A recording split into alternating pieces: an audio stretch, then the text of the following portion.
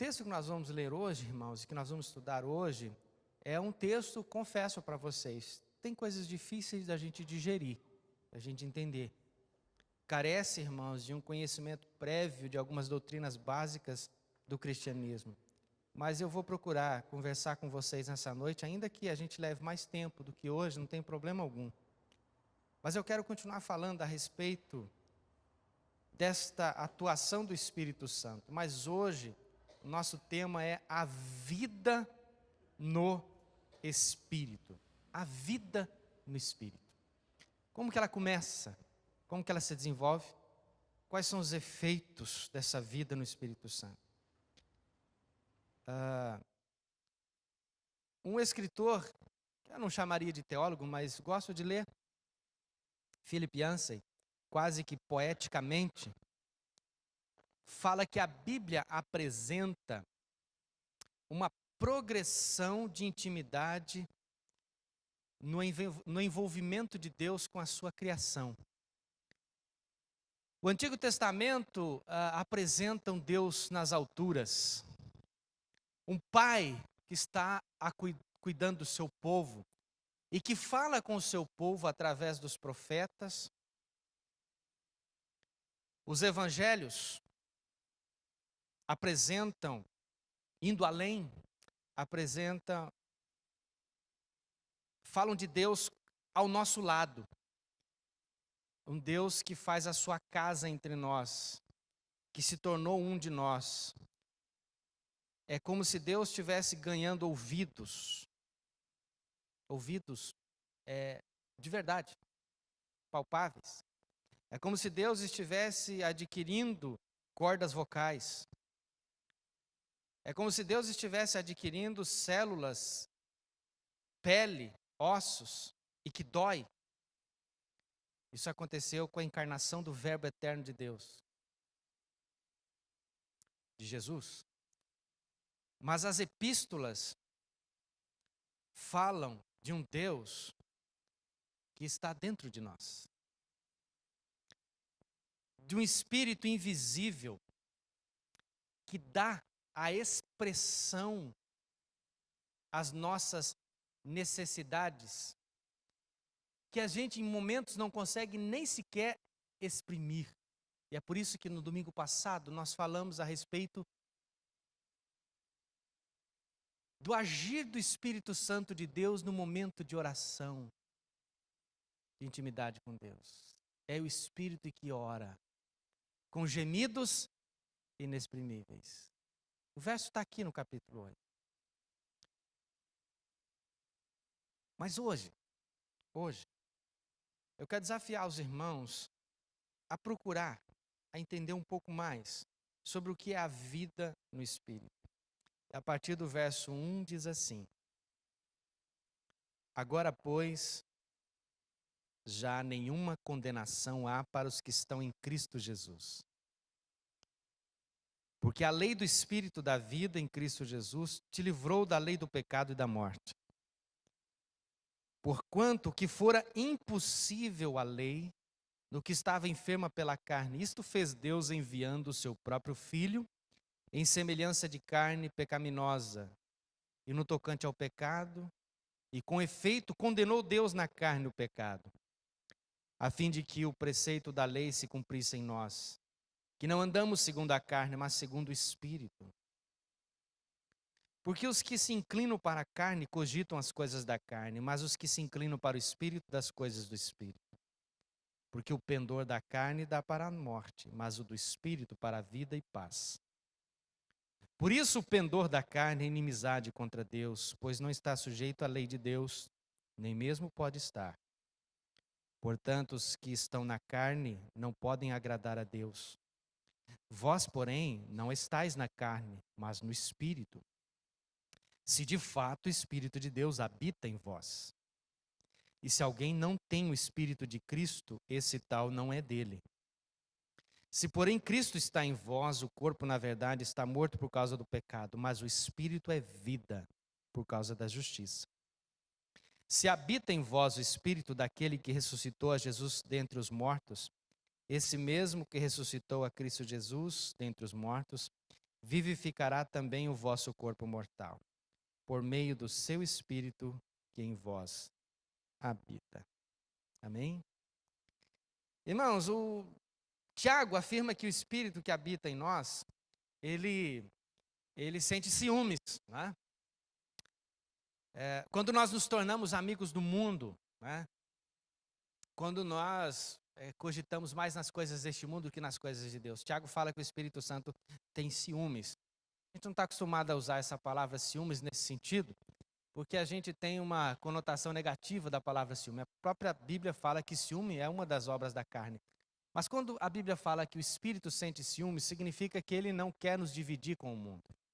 Significa que uma vez que somos dele, somos de Deus, agora nós não temos mais nada a ver com esse mundo, no sentido de que nós não pertencemos mais a ele, nossa vida agora quer ser diferente, e nós não temos mais prazer nesse mundo.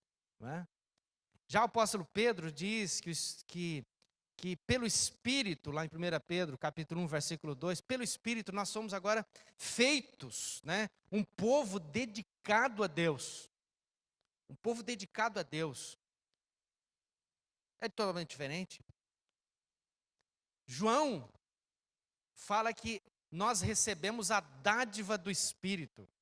A dádiva do Espírito. Recebemos o Espírito Santo. E ele repousa sobre nós. Também diz o apóstolo Pedro. Repousa sobre nós. Então, quando eu olho para o Novo Testamento, eu vejo que agora o Espírito Santo, irmãos, ele quer envolver completamente a vida de todo cristão. Está dentro de nós, está sobre nós, está à nossa volta. Ou seja, parece-me que a ideia é que o Espírito Santo, ele quer ocupar todos os espaços. Não existe um lugar, não existe um momento, não existe uma área em que eu possa dizer assim, não, agora eu quero ter alguns momentos em que o Espírito não esteja comigo. Não está. Embora, irmãos, eu reconheço que em determinados momentos da vida, parece-me que nós nos sentimos um pouco afastados, e os pais da espiritualidade já do primeiro século, alguns falavam que existem momentos na nossa caminhada cristã que parece que Deus se esconde um pouco.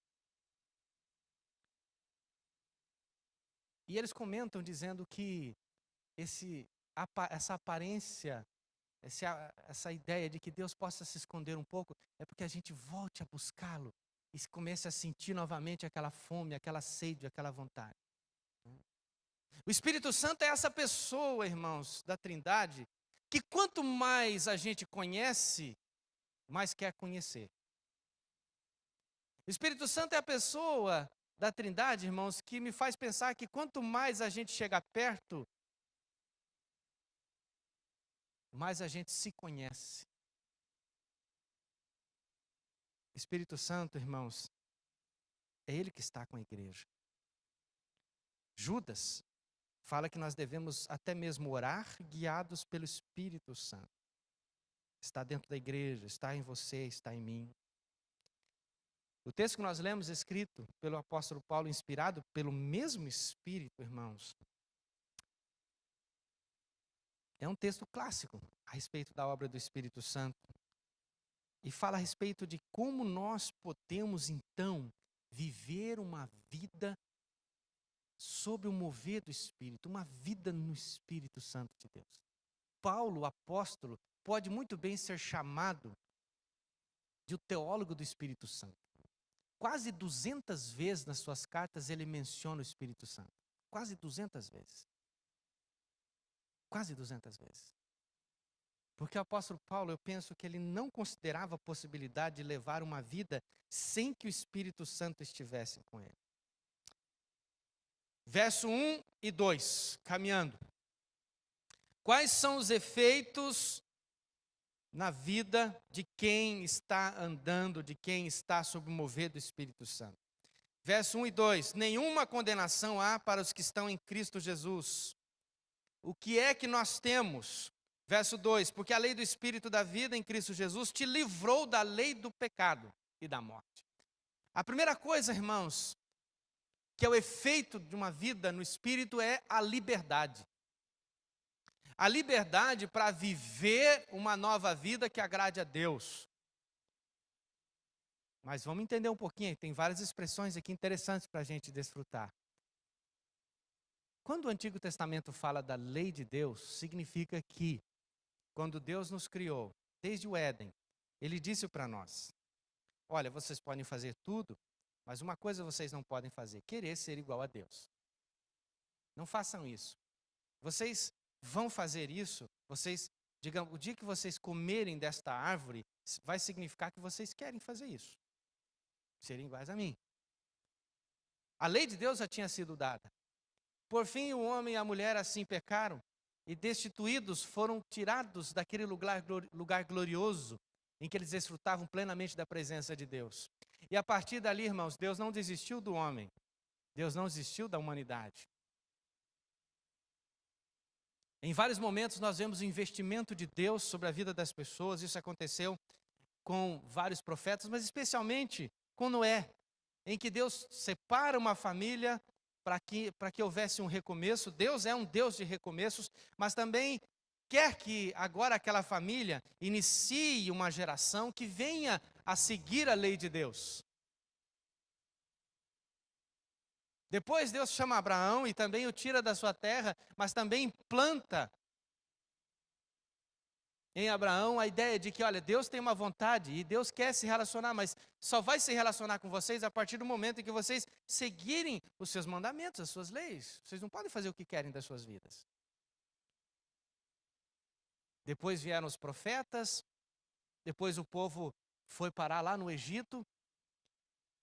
Deus envia Moisés, tira o povo do Egito, e na caminhada durante os 40 anos depois da saída do Egito, Deus continua trabalhando na vida do povo a fim de que tirasse eles daquele hábito pecaminoso, a fim de que tirasse o Egito de dentro do povo, mas Deus dá para eles também os mandamentos. Entrega para Moisés lá no monte, e a partir daquele momento o povo deveria seguir a lei de Deus. A questão é que o apóstolo Paulo, irmãos, diz que esta lei, embora ela seja dada por Deus, e é para nós o guia, é a lei que diz para nós o que é pecado, é a lei que revela para nós a vontade de Deus, é a lei que revela para nós a vontade moral de Deus. Ela nos aponta o pecado, mas ao mesmo tempo, quem procura seguir esta lei é alguém que está escravizado pela lei do pecado. E o que é essa lei do pecado? No entendimento, irmãos, do apóstolo Paulo, é a inclinação que a gente tem para fazer o que é mal, para a desobediência. E o apóstolo Paulo reconhece isso, que eu não tenho condições por mim mesmo de seguir toda a lei. Mas ela tem o seu fundamento, de que ela precisa dizer para mim o que é certo e o que é errado. Ela precisa para mim apontar o caminho. E o apóstolo Paulo, em outro lugar, vai dizer que a lei, ela serviu de aio, de condutor, de guia. É como se ela nos pegasse pela mão e fosse dizendo, sussurrando aos nossos ouvidos: olha, você é um pecador, você está vendo isso? Você não dá conta de obedecer tudo isso, você não dá conta. Tua inclinação é para o pecado. E ela vai nos guiando. E para onde a lei vai nos levando? Ela vai nos levando para uma condição em que eu estou cada vez mais sendo condenado. Porque se eu achar que cumpro toda a lei, estou perdido, porque eu cometo um outro pecado. Continuo com o mesmo DNA de Adão, achando que dou conta. Mas a lei vai me conduzindo, ela vai me levando. Até quem? Até Cristo. Então, quando eu me deparo com Cristo, eu percebo. A vida no Espírito não é uma mera obediência exterior a um grupo, a um conjunto de regras, diante das quais ninguém pode ser totalmente eficaz. Mas também não é uma vida de qualquer forma, porque a lei continua me dizendo: está errado. Não pode. Não é assim que Deus quer. Mas ela também, irmãos, me deixa na condição de que, sabendo, tendo conhecimento da lei, agora eu preciso resolver isso. Mas se eu não posso por mim mesmo, então quem seria totalmente perfeito para satisfazer a justiça divina? Em outras palavras, como um Deus que é totalmente santo, que não há dolo algum, que não há erro algum, pode agora se relacionar com alguém que é tão pecador, diametralmente oposto à sua natureza. Deus quer que esse pecador, que é diferente da sua natureza, que Deus é santo, Deus quer se relacionar com ele. Mas como é que Deus estabelece essa relação? Bom, alguém precisa pagar, cumprir essa lei. Quem fez isso? Jesus Cristo. Então, em Jesus, toda a lei foi completamente satisfeita. E agora, então, eu tenho liberdade. Agora, então, eu posso, eu e Deus, pela mediação de Cristo, podemos ter amizade de novo. E nenhuma condenação a mais. O cristão é aquele que é totalmente livre, ele não tem que pagar mais nada. Ele não tem que se flagelar, seja fisicamente, como já fizeram os antigos, seja, irmãos, emocionalmente. Seja emocionalmente. Ou seja, você, uma vez que recebeu Cristo e se apropriou pela fé desse sacrifício de Cristo, nenhuma condenação há mais sobre a tua vida.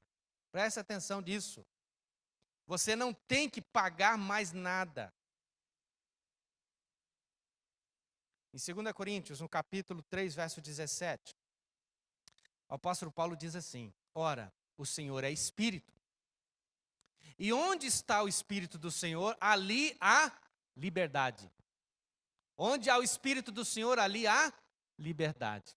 Você deve ter aprendido em algum momento de que onde há o Espírito, há liberdade, significa que eu planejo um culto e aí todo mundo pode fazer o que quiser, pode cantar, um pode pular, um se quiser interromper o sermão pode, se quiser dar pulo, pode pular, se quiser gritar, pode gritar, se quiser dizer aleluia, pode dizer aleluia, se quiser rolar no chão, pode. Aí a gente fala, ó, aqui a gente tem liberdade, isso é liberdade no Espírito. Nada mais errado do que isso te ensinaram.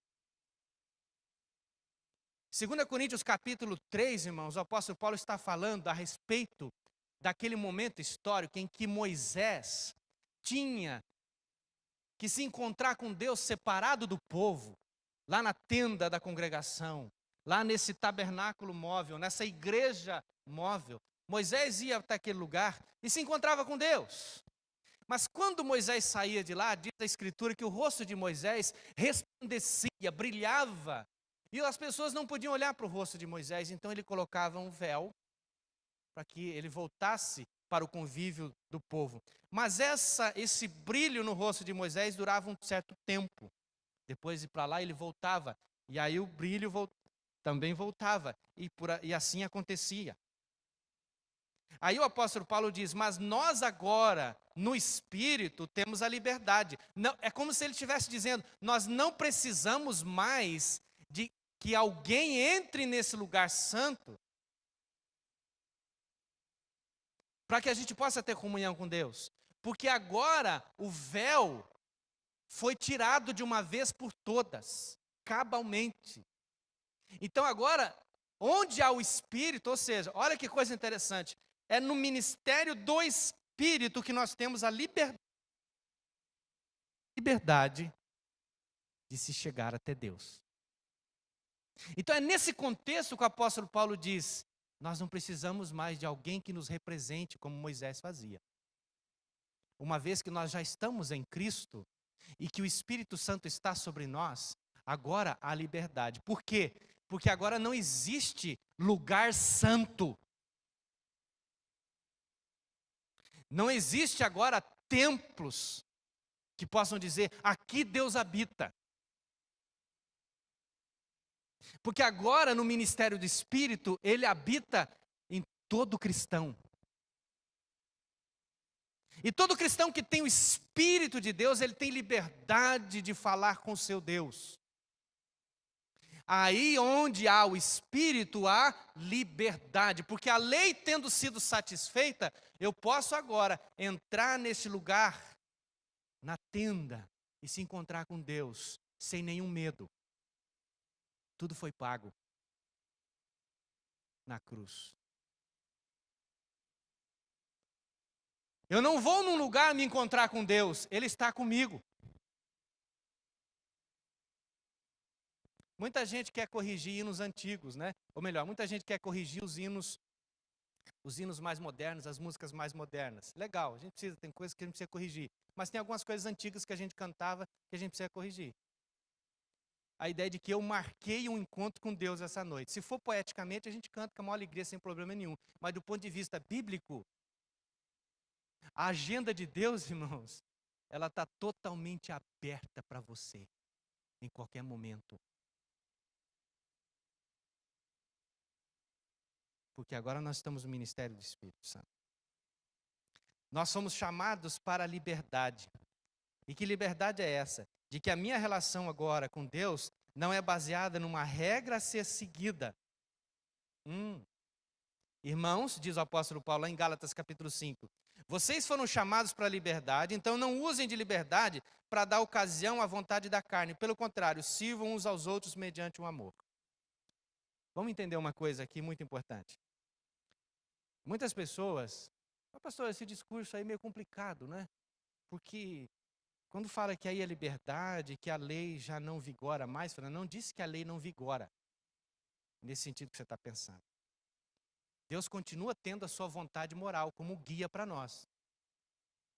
A diferença é que eu agora tenho a consciência de que existe uma vontade pré-estabelecida de Deus e que não dou conta dela e que Cristo é que pagou todo o preço por mim, porque eu vou quebrar em algum momento, tenho absoluta certeza, você não é perfeito, você continua sendo um pecador. A diferença é que agora eu e você estando em Cristo, quando Deus olha para nós, Ele nos olha através de Jesus, como tendo sido pago o preço. Mas não quer dizer que porque Cristo pagou por todos os meus pecados, eu posso agora fazer o que quero da minha vida. Porque este pensamento de que eu não tenho nada a seguir é um pensamento de quem não está no Espírito. É só você ler o apóstolo Paulo no verso 9, ele diz assim, vocês não estão mais na carne. Vocês não estão mais na carne. Passou. Aí no verso 10, novamente, se porém Cristo está em vós, o corpo na verdade está morto por causa do pecado.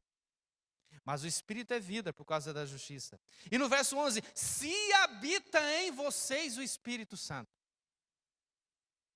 O apóstolo Paulo, irmãos, é muito taxativo. Ele não amacia com aqueles irmãos da igreja de Roma. Se o Espírito está em vocês, se Cristo está em vocês, se. Não é a vida, a liberdade que nós temos agora é para viver para agradar a Deus. Não é uma liberdade para fazer o que eu quero da minha vida. Por quê? Porque agora, sob o ministério do Espírito, eu preciso andar segundo a vontade do Espírito Santo. Andar segundo a vontade do Espírito, irmãos, é o grande desafio para nós hoje. Um grande desafio. Verso 4. A fim de que o preceito da lei se cumprisse em nós, que não andamos segundo a carne, mas segundo o Espírito Santo. O que é andar segundo a carne? Na teologia do apóstolo Paulo, irmão, sobre o Espírito Santo, ela é tão prática. O apóstolo Paulo é muito prático. Se você ler toda a carta de Romanos, você vai perceber que talvez a chave para entender a carta de Romanos está no capítulo 1, verso 16, 17, a respeito da justificação, ou seja, como é que Deus proporcionou, né, a justificação para nós, ou seja, pagar todo o preço que nós deveríamos pagar. Nós é que deveríamos estar na cruz. Como é que Deus fez isso? O apóstolo Paulo começa a desenvolver tudo isso. A carta magna de doutrina apostólica, doutrina paulina, é a carta de Romanos. E depois Gálatas, provavelmente. Mas a carta do apóstolo Paulo, ela é cheia, plena de doutrina, mas ela não deixa de ser prática. Porque aí o apóstolo Paulo diz, bom, agora que vocês têm o Espírito Santo, vocês têm que fazer duas coisas. Ó, deixa eu explicar como é que funciona. Nós temos dois campos de semeadura. Dois canteiros na nossa vida. Um é o canteiro da carne, o outro é o canteiro do Espírito. Onde é que nós vamos semear? Onde é que nós vamos jogar a nossa semente? Vocês agora podem viver para a glória de Deus, podem viver uma vida espiritual, vocês podem viver uma vida cheia do Espírito Santo, mas vocês podem viver uma vida carnal também. Mas veja bem, que o apóstolo Paulo está conversando com alguém que ele já pressupõe que conhece a Deus. Porque agora, estando agora sob o ministério do Espírito Santo, eu tenho a possibilidade de viver para Deus. Antes, quando eu estava atrelado ao meu pecado, eu só tinha uma única inclinação: fazer a vontade da carne, da minha vontade, e pecar, e pecar, e pecar. Talvez alguns pudessem levantar a mão assim: mas pastor, antes de Jesus, eu era uma pessoa boa. A Bíblia diz que você não é bom. Nunca foi. Nem eu, nem ninguém. Todos pecaram. Todos pecaram. Todos nós pecamos. Bom, mas e as coisas boas que eu fiz? Eu dei esmola para muita gente, eu até ajudei, carreguei gente para lá e para cá, fiz isso, fiz aquilo, doei dinheiro para isso e aquilo. Ó, todas essas obras suas, se não estiver aspergida pelo sangue de Cristo, não vale nada. Você pode ser a pessoa mais altruísta do mundo, sem Cristo você continua atrelado ao seu pecado. Deus só aceita as obras daqueles que confiam plenamente no mérito de Jesus. É impressionante, irmãos, eu vou aqui fazer um parênteses. Você sabe que uma das religiões que mais cresce no mundo é uma religião que tem uma cartilha de comportamento terrível, que vive num legalismo terrível, um vigiando o outro, um cuidando da vida do outro, não pode isso, não pode isso, não pode isso, não pode aquilo, pode isso, não pode aquilo, pode isso, não pode aquilo, aquela lista enorme, e isso atrai milhões de pessoas. Parece que o povo gosta, gente, de cabresto. O povo gosta de cela. O povo gosta de espora. Mas, por outro lado, alguns dizem assim: ah, mas vocês que querem falar tanto nessa vida no Espírito, nós estamos agora sobre a graça, vocês vão falar que a gente não perde a salvação. Aí os caras fazem o que querem da vida deles. Isso é engano seu, filho. O mesmo texto que fala que nós somos salvos pela graça, fala que a gente tem que viver para a glória de Deus. O mesmo texto fala que nós temos a liberdade no Espírito, fala que nós temos que agora viver uma vida que mortifica a carne. Então, quem não tem vontade de mortificar as obras da carne, é porque não tem o Espírito Santo. E quem não tem o Espírito Santo não é de Deus. Quem não é de Deus é de quem, irmãos? Essa é a diferença. Então, se eu não tenho vontade de santificar a minha vida, de buscar uma vida que agrada, de andar no Espírito, eu preciso questionar a minha própria conversão. Será que eu sou convertido mesmo? Será que eu nasci de novo mesmo? Se você está escandalizado comigo, então me perdoe, mas se escandalize com o apóstolo Paulo, porque é ele que diz isso: se é que Cristo está em vocês, se é que o Espírito Santo está em vocês. E ele está falando isso para mim também. Quais são as obras da carne? Lá em Gálatas, irmãos, nós temos pelo menos uma relação delas. Não é? Idolatria. Vamos relembrar? As obras da carne: imoralidade sexual, impureza, libertinagem, idolatria, feitiçaria, ódio, discórdia, ciúmes, ira, egoísmo, dissensões, facções, inveja, embriaguez, orgias, coisas semelhantes a essas. E aí o apóstolo Paulo diz: quem pratica isso não vai herdar o reino dos céus. Não vai herdar o reino de Deus. Um comentarista bíblico, irmãos, pega esses exemplos aqui que a Bíblia diz de obras da carne, e ele põe uma linguagem diferente. Eu gostaria de ler para vocês. Ele diz assim: as obras da carne e do espírito são, nós precisamos defini-las. Se semearmos no canteiro da carne, vamos colher só coisas da carne. Mas se semearmos no canteiro de espírito, vamos colher coisas do espírito. As obras da carne: sexo barato e frequente, mas sem nenhum amor e compromisso. Vida emocional e mental detonada. busca frenética por felicidade a qualquer preço, sem satisfação em Deus. Deuses que não passam de peças decorativas, religião de espetáculo, solidão paranoica, competição selvagem pelo dinheiro, consumismo insaciável, temperamento descontrolado, incapacidade de amar e de ser amado, lares e vidas divididos, coração egoísta, insatisfação constante, costume de desprezar o próximo, vendo todos os outros como rivais, vícios incontroláveis, tristes paródias de uma vida na carne. Mas se eu semear no canteiro do Espírito, nós vamos colher as coisas do Espírito. Frutas boas que nascem num pomar, afeição pelos outros, vida cheia de exuberância e vida. Parece até redundância, né? Vida cheia de vida.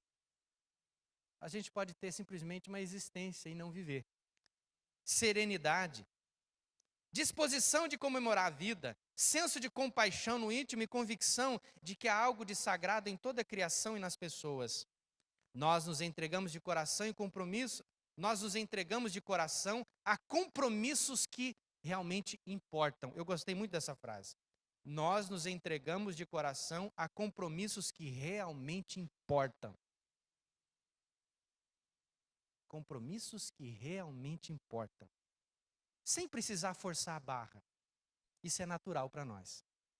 E nós nos tornamos capazes de organizar e direcionar sabiamente as nossas habilidades. Certamente nessa linguagem poética, irmãos, espero que você se inspire a levar uma vida no Espírito. Apenas no capítulo 8 da carta de Romanos, o apóstolo Paulo diz que as pessoas que vivem de acordo com o Espírito Santo têm a sua mente controlada pelo Espírito Santo. Verso 5 diz, porque os que se inclinam para a carne cogitam das coisas da carne, mas os que se inclinam para o Espírito, das coisas do Espírito. A inclinação, irmãos, tem a ver com o nosso desejo. Com o nosso desejo. E aqui cabe uma pergunta, irmãos, que eu sempre faço para mim. O que te domina? O que te faz tomar as decisões mais importantes da sua vida? É a força do Evangelho na sua vida? É a força do Evangelho. Suas decisões estão, irmãos, encharcadas do Evangelho. Seu estilo de vida tem a ver com o Evangelho. Como você planeja o seu tempo, como você investe nas suas amizades, como você trata o dinheiro que Deus te pôs na mão, somente para você ter uma vida regalada. Uma vida no Espírito, irmãos, é uma vida que pretende ser guiada pelo Espírito Santo de Deus. Depois, no final, a gente vai investir um pouquinho mais nessa ideia. A outra coisa, irmãos, que é fruto dessa vida no Espírito é experimentar a ressurreição do corpo. No verso número 11, diz assim: se habita em vós o Espírito daquele que ressuscitou a Jesus dentre os mortos, esse mesmo que ressuscitou a Cristo dentre os mortos, vivificará também o vosso corpo mortal por meio do seu Espírito que em vós habita. O Espírito daquele que ressuscitou Jesus dentre os mortos. Deus, pelo seu Espírito, chamou Jesus do Hades e o ressuscitou. O que isso tem a ver com a minha vida e com a tua vida? Bom, o Espírito Santo habitando em mim hoje é a garantia de que um dia, esse corpo aqui, que dia após dia se deteriora, um dia vai ressuscitar. Você crê nisso ou não? O que é a vida, irmão? Reflete um pouco comigo. A gente nasce e parece que tem um momento assim que a gente acha que está só desenvolvendo, não é verdade? Porque a gente está crescendo, está aquela fase crescendo, crescendo, crescendo, crescendo, crescendo. A gente chega numa fase lá, a gente fala, estou no melhor na minha idade. Né? Tem essa fase assim? Não tem não? Parece que depois, eu já estou nessa fase, que eu estou percebendo que eu estou agora Já faz um bom tempo que eu penso assim. Entendeu? O negócio está... Determinados movimentos que eu fazia com tanta facilidade. Eu fiquei outro dia, gente, vendo um show de uma chinesinha lá, gente, que faz contorcionismo. Só de olhar me deu gastura. Sabe o que é gastura? Falei, meu Deus, se um dia eu tentar fazer um negócio desse, nunca mais eu ando na minha vida. E a chinesa botava as pernas lá para trás, as duas pernas para cá, e meu Deus do céu. Agora descobri que o joelho tem alguma coisa esquisita aqui. Vou ter que ir no médico. E nem artista eu sou. Artista da bola, né? O que é? Desvanecendo. Dia após dia. Ah, vou fazer uma plástica. Pode fazer. Dá uma maquiada, meu, mas dia a dia. Por isso que o apóstolo Paulo, irmão, escreve em outro lugar dizendo o seguinte, que esse tabernáculo aqui, ele se desvanece dia após dia. Aí ele fala, contudo, o nosso homem interior, o nosso homem exterior vai se acabando, mas o homem interior vai se renovando dia a dia. E eu estou percebendo isso na minha vida. Ao mesmo tempo, percebo que o meu corpo vai se deteriorando mesmo, a barba branqueou, o cabelo branqueou, caiu, punhado, entendeu? É chato isso que eu vou dizer, irmão. Outro dia eu falando, gente, mas que coisa, nasceu o cabelo dentro da orelha. Aí eu brinquei com Deus assim, o que o senhor fez? Escorregou daqui para cá? Por que não deixou aqui em cima? Estava tão bom aqui. Eu fui cortar o cabelo outro dia, a cabeleireira falou para mim assim, ó, o senhor quer que dê um trato na orelha? Eu falei, por quê?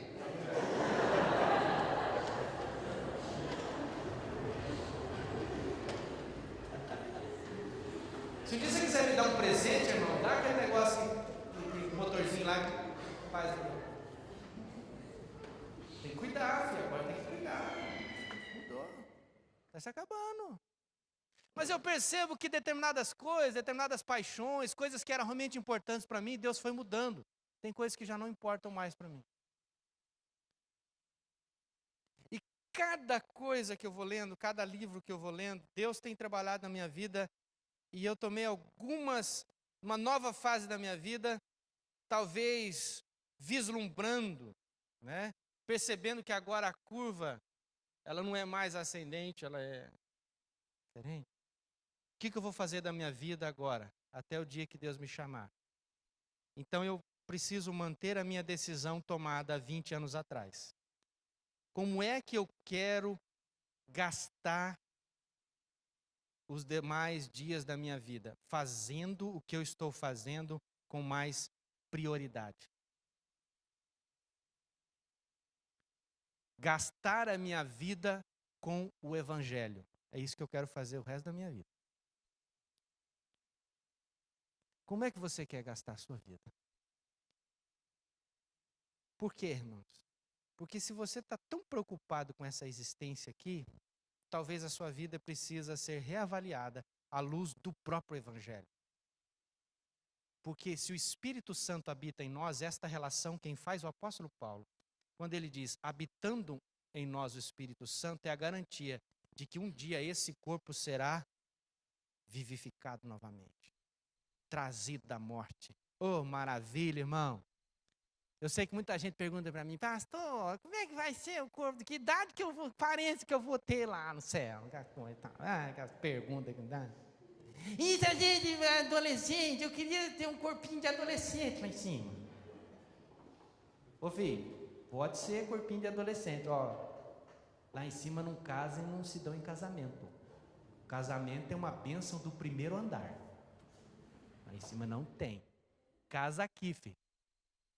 Lá não tem jeito. Eu não sei, a Bíblia diz que será um corpo glorificado, diferente. Eu penso que o corpo modelo da ressurreição é o corpo de Jesus. Se nós vamos ter 33 anos de idade, eu não sei, a Bíblia não fala, mas vai ser um corpo diferente. Mas vai ser a ressurreição, porque se Jesus ressuscitou com todas as suas células, com todos os seus ossos, com todos os seus ligamentos, mesmo aquele corpo tendo sido surrado, mesmo aquele corpo tendo sido moído, Deus o tirou da morte, irmãos, e ainda permaneceu nas suas mãos a marca da cruz, é porque este corpo Certamente, irmãos, é um corpo diferente, porém reconhecido, tocável. A morte não vai nos segurar. E sabe o que garante isso? O Espírito Santo na nossa vida. Isso faz total diferença. Em último lugar, o Espírito Santo nos dá o privilégio de sermos guiados pelo Espírito. Ou seja, a vida no Espírito é uma vida guiada pelo Espírito Santo. O verso 14, irmãos, nós não lemos. Porque se viverdes segundo a carne, caminhais para a carne, mas se pelo Espírito mortificardes os feitos do corpo, certamente vivereis. Aí o verso 14, pois todos os que são guiados pelo Espírito de Deus são filhos de... Guiados pelo Espírito de Deus. Presta atenção aqui.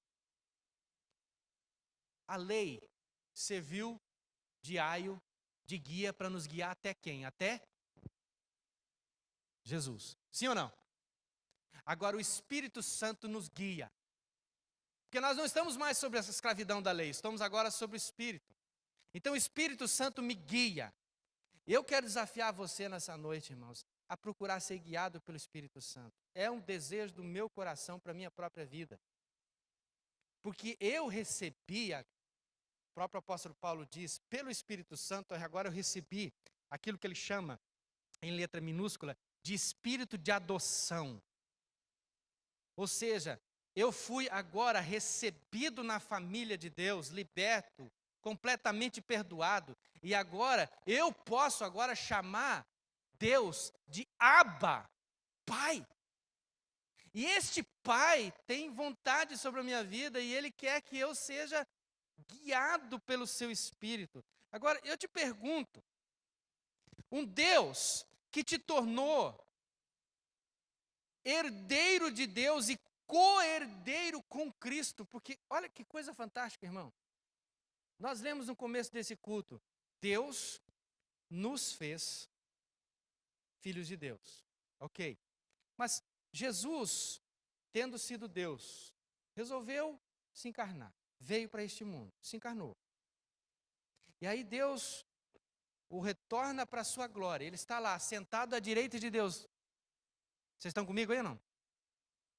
Aí você lê Efésios capítulo 1, 2 e 3. O apóstolo Paulo vai falar que nós agora estamos assentados em Cristo nas regiões celestiais.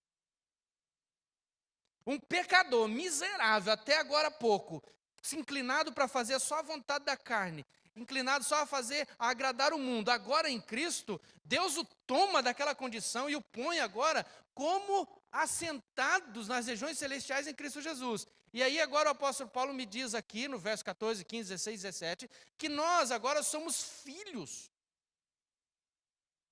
Filhos de quem? De Deus, o Abba, o Pai. E ele fala ainda que além de filhos, nós somos co-herdeiros. Herdeiros com quem? Com Jesus. Gente, ou você ama esse Deus, ou você ama esse Deus, ou não tem mais nada para a sua vida. Porque se isso não te satisfaz a tua alma, se isso não preenche o teu coração, meu querido, se isso não melhora a tua vida, se isso não te inspira a viver uma vida que agrada a Deus, nada mais vai te inspirar. Esquece, porque não tem mais nada que Deus possa fazer por você.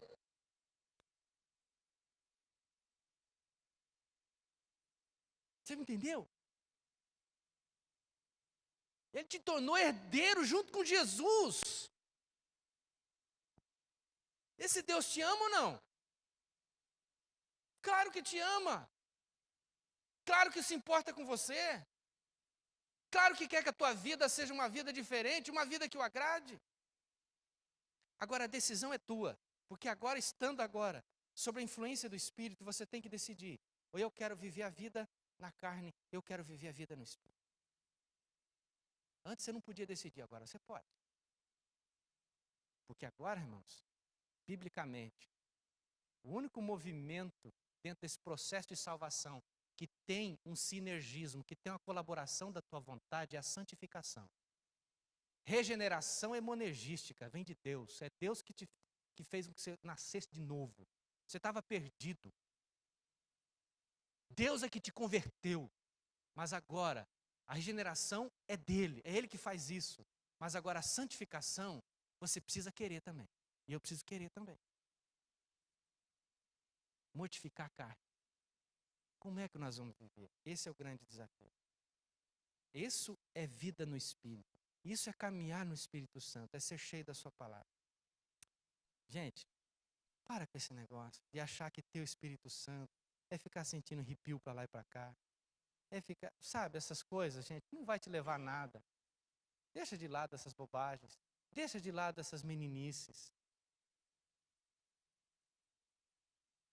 Isso só vai trazer confusão na sua cabeça. Fique com a palavra de Deus. Por isso que eu não me envolvo, irmãos, com nada que não tem a ver com o Evangelho. Não dá mais. Não tem outra religião, não tem outra sociedade, seja ela aberta ou secreta, seja qualquer ONG, seja qualquer coisa, embora possa ter o seu valor, mas nada, irmãos, vai satisfazer o meu coração do que, agora estando no Espírito, fazer parte da comunidade da fé. A igreja do Senhor, composta por aqueles que são habitados pelo Espírito Santo, é incomparável, é maravilhosa, é a melhor coisa que existe. Viver entre irmãos, na presença de Deus, buscando ser cheio do Espírito Santo, buscando servir a Deus. Todos nós aqui temos as nossas debilidades, nossos pecados, nossas lutas. Certamente você, tanto quanto eu, tem coisas da carne que você está lutando. E eu quero desafiar você, Deus tem o maior interesse de você vencer isso e que eu vença também. Deus tem o maior interesse nisso, mas a gente precisa querer. Então, feche seus olhos.